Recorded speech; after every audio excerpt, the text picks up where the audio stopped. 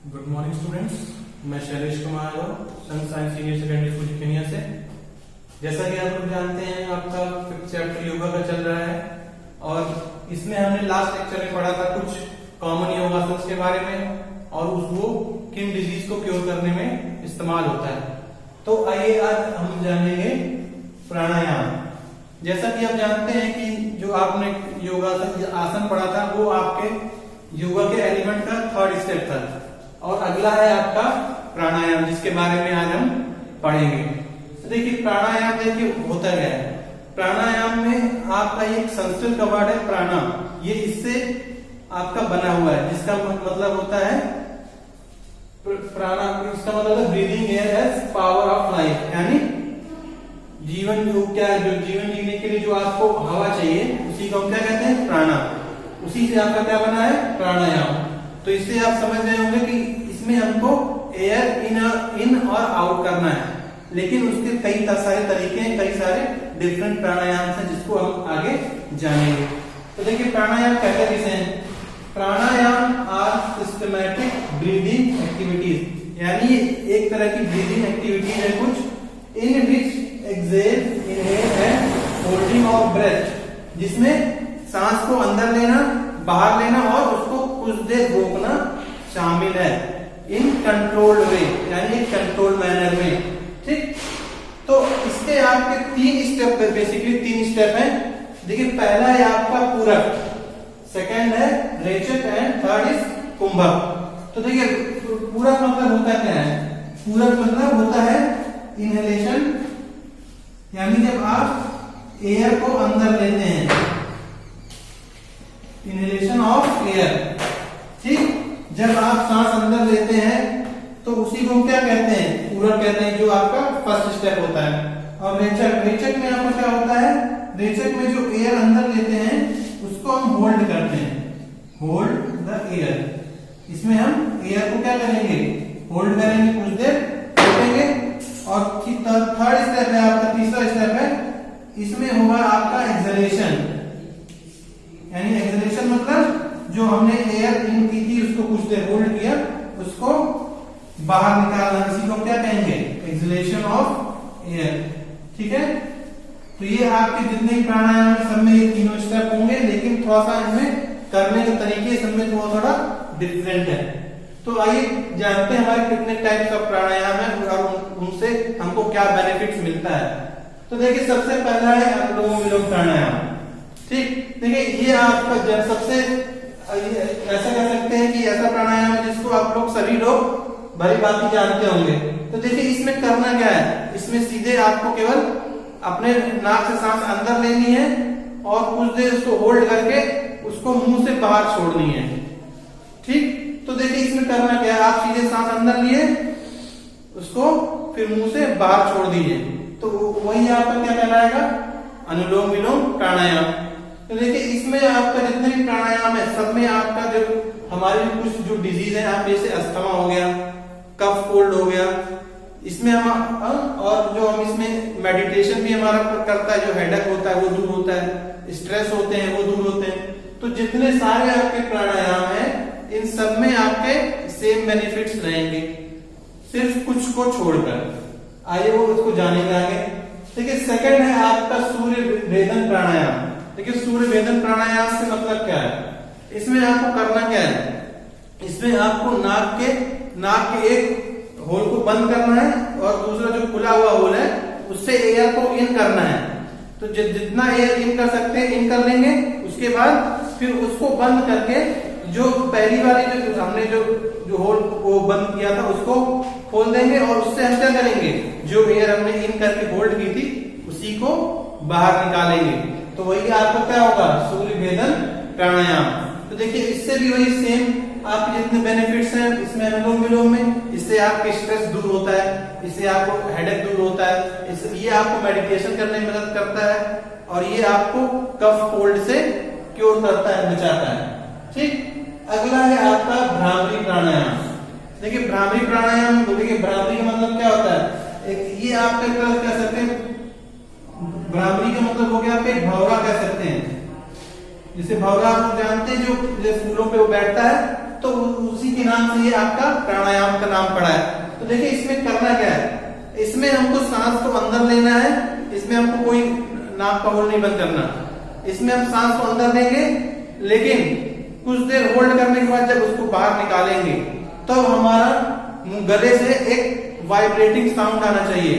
जिस तरह जैसे कोई क्या कह सकते हैं आप, मधुमक्खी हो या कोई क्या कह सकते हैं कोई मक्खी हो, वो अगर जब उड़ती है तो भिनभिनाहट होती है, वाइब्रेशन होता है, उस तरह का साउंड आपके गले से निकलना चाहिए।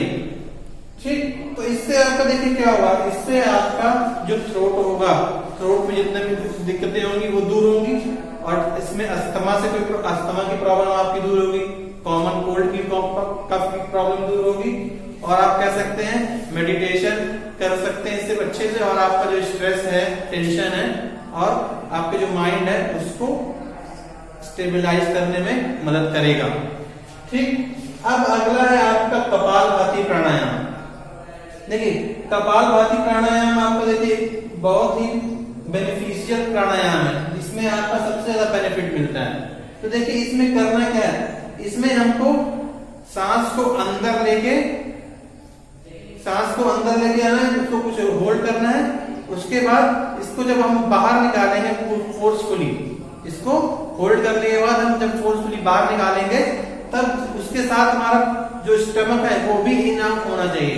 जैसे हमने सांस अंदर ली तो पेट हमारा अंदर हुआ, तो उसके बाद हमको कुछ देर रोक उसको जब झटके से एक बार बाहर निकालना है, तो फिर उसके साथ हमको हमारा पेट भी बाहर आ जाना चाहिए, इन और आउट। सांस के अंदर लेते ही पेट अंदर होना चाहिए, और सांस के जब हम फोर्सफुली बाहर निकालते हैं तब हमारा जो पेट है वो बाहर होना चाहिए, आउट होना चाहिए।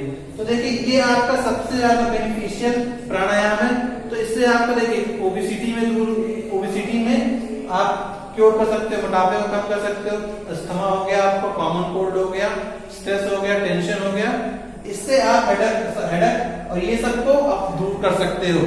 ठीक है, देखिए इस कपालभाति लोग सोचते हैं कि ये आपके पेट से जुड़ी एक्सरसाइज है, नहीं, ये आपके पेट से रिलेटेड चीजें को सही करती है, लेकिन आपके डाइजेस्टिव सिस्टम को सही करती है, आपके जितने भी ग्लैंड्स हैं अंदर, ठीक, जहां से आपके एंजाइम निकलते हैं, ताकि आपका बॉडी फुली फंक्शन कर सके, प्रॉपरली फंक्शन कर सके, उसको मदद करता है। लेकिन देखिए कपालभाति बेसिकली आपका हेड से रिलेटेड है।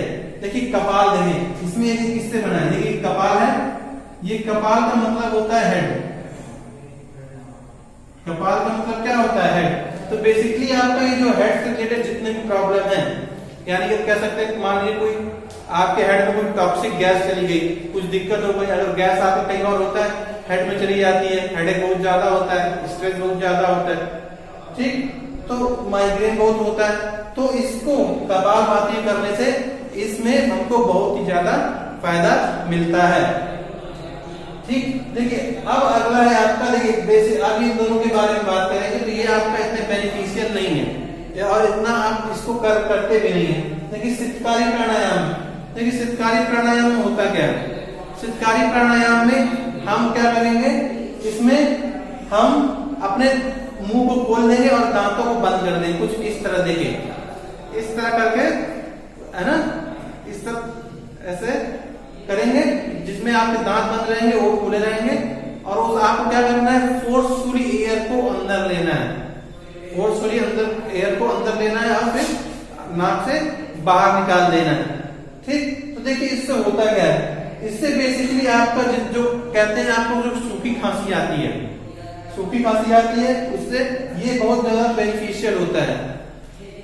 और जो आपका जो अस्थमा हो गया, और आपका कुछ कह सकते हैं हेडेक हो गया, टेंशन हो गया, और ये आपको मेडिटेशन करने में भी मदद करता है।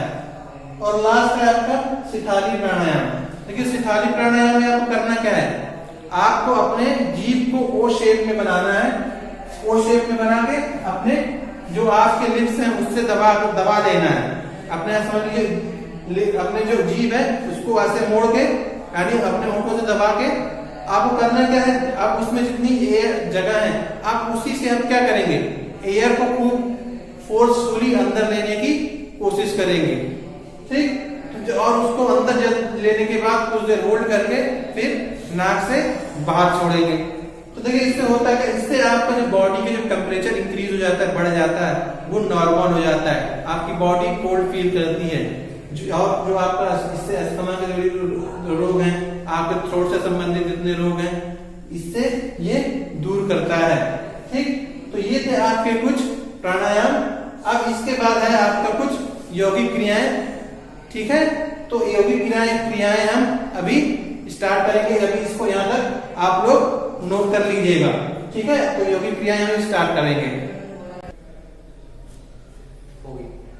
तो स्टूडेंट्स, अभी तक आपने पढ़ा कि प्राणायाम के टाइप्स और उसके कुछ बेनिफिट्स के बारे में। तो आइए इसके आगे अब हमारा है यौगिक क्रियाएं, या उसे हम बोलते हैं षट क्रिया। देखिए षट क्रिया इसलिए बोलते हैं क्योंकि षट का मतलब होता है संस्कृत में 6, मतलब यानी ये जो आपकी यौगिक क्रियाएं हैं, इसमें जो इम्पोर्टेंट है, जो बेसिकली यूज में आती है, वो आपकी 6 क्रियाएं हैं। ठीक, और इसको हम शुद्धि क्रिया भी कहते हैं, क्योंकि इससे आपकी जो बॉडी जो है उसको हम क्या करते हैं, शुद्ध करते हैं, प्योर करते हैं। इस अपने बॉडी के अंदर जो हमारे टॉक्सिक मटेरियल है उसको हम इसके मदद से बाहर करते हैं। तो इसके बारे में आपको इतना डिटेल में पढ़ने की आवश्यकता नहीं है, तो बस इतना जान लीजिए कि शुद्धि क्रिया कितनी होती है। देखिए बेसिकली आपके जो 6 इंपॉर्टेंट शुद्धि क्रियाएं हैं।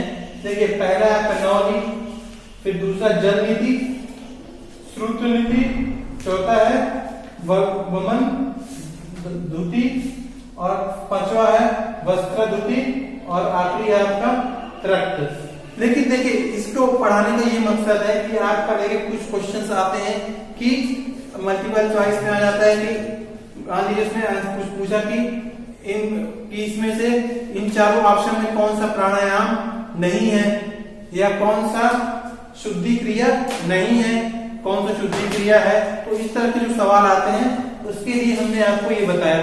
ये आपके सिलेबस में उतना डिटेल में नहीं बताया गया है, तो सिर्फ इतना इसके बारे में जानिए। ठीक है, तो अब आइए अगली बात करते हैं, हमारा है मेडिटेशन। मेडिटेशन का मतलब क्या होता है, हमारा ध्यान।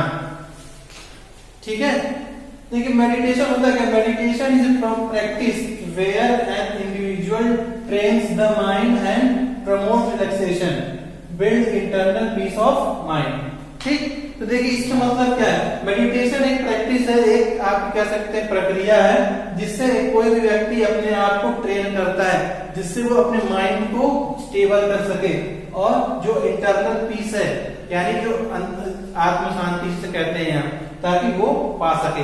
तो मेडिटेशन इसी को कहा जाता है। ठीक है, तो उसके बाद आपका मेडिटेशन को बेसिकली क्या कहा जाता है, ये तो आपकी मीनिंग थी। तो देखिए मेडिटेशन बेसिकली है क्या, meditation is the process of controlling and regulating mind, यानी यह एक आपकी समझ लीजिए एक तरह का आपका क्रिया है, जिससे आप अपने माइंड को कंट्रोल कर सकते हैं, रेगुलेट कर सकते हैं, और जो उसकी एक्टिविटीज हैं उनको भी कंट्रोल कर सकते हैं। ठीक, और इसमें इसी में एक चीज आप और जान सकते हैं, लेकिन आपका जो है मेडिटेशन क्या है, आपका एक तरह का क्या है, मेडिटेशन जो है एक तरह का आपका रिलैक्सेटिव आसन है। रिलैक्सेटिव आसन का मतलब क्या हुआ, रिलैक्सेटिव आसन का मतलब ये हुआ कि यानी इसको करने से आपको कह सकते बहुत ही रिलैक्स मिलता है, चाहे फिजिकली हो, चाहे मेंटली हो, चाहे सोशली हो। ठीक है, तो यहां तक आप लोग नोट कर लेंगे। तो इसके बाद हम जब लास्ट लेक्चर में मिलेंगे तो ये आपके चैप्टर का लास्ट लेक्चर होगा। ठीक, उसके बाद आपको लास्ट चैप्टर को बचा है, वो है आपका कुछ योगासन, जिनसे हम अपने माइंड को कंसंट्रेट कर सकते हैं, या अपने कंसंट्रेशन पावर को इंक्रीज कर सकते हैं, जिसमें कि है आपको कुछ पद्मासन, सुखासन, योग निद्रा, हलासन, कुछ शवासन, यही आपके कुछ आसन हैं, जिसके बारे में हम नेक्स्ट लेक्चर में जानेंगे। ठीक है, तो इसको आप लोग कंप्लीट कर लेंगे, और कोई डाउट होगा तो आप हमसे कभी भी इसके बारे में पूछ सकते हैं। ठीक है, तब तक के लिए thank you, have a nice day.